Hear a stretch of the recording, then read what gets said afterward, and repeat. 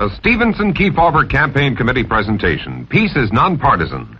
Adlai E. Stevenson and Senator John F. Kennedy of Massachusetts discuss our most vital problem. I think that's right. I think, obviously, that the major issue in this campaign and the major concern of the whole world is the subject of war and peace. And clearly, everyone, whatever his politics, agrees that peace must be the goal of America and of our generation. So the point, Jack, is not ends. We're all in favor of the same ends, which are peace. The real point is the means of getting there. Yes, Governor, I think that obviously with the development of atomic and hydrogen weapons, that war as a successful means of prosecuting policy has been eliminated, so that therefore the central problem of all of us is to develop policies which will protect the security of the country without war and which will check the advance of the communists. There are two great factors at work at the same time. One of them, of course, is communism, as you have indicated, the growth, the spread of communism all over the face of the earth. And the other is the revolution of the newly independent people. Many people forget, I'm afraid, that in the matter of a few years, more than half the human race has attained political independence for the first time in hundreds of years.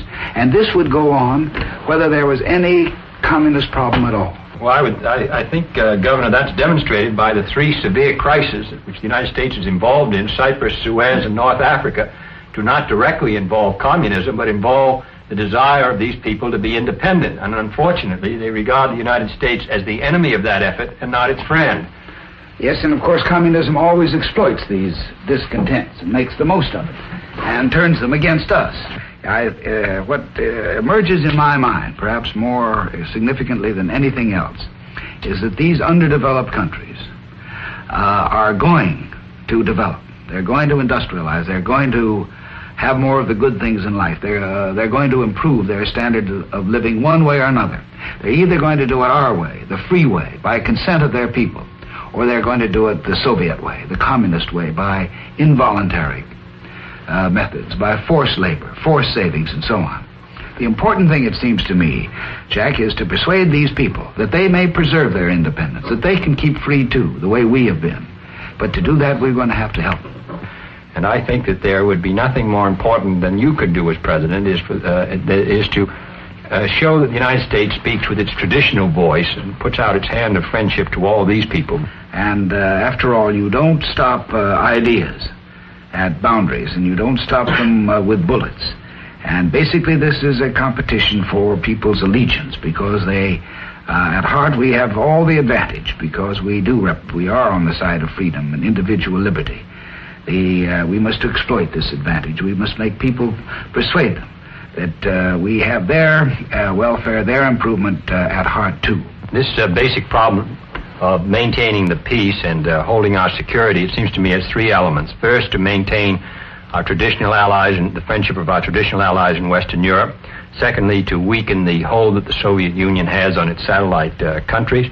And thirdly, to win, as we've already discussed, the friendship of these people now emerging.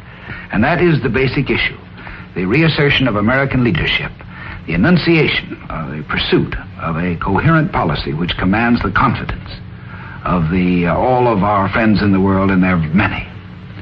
I think that is the first concern of any president of the United States, that it must be.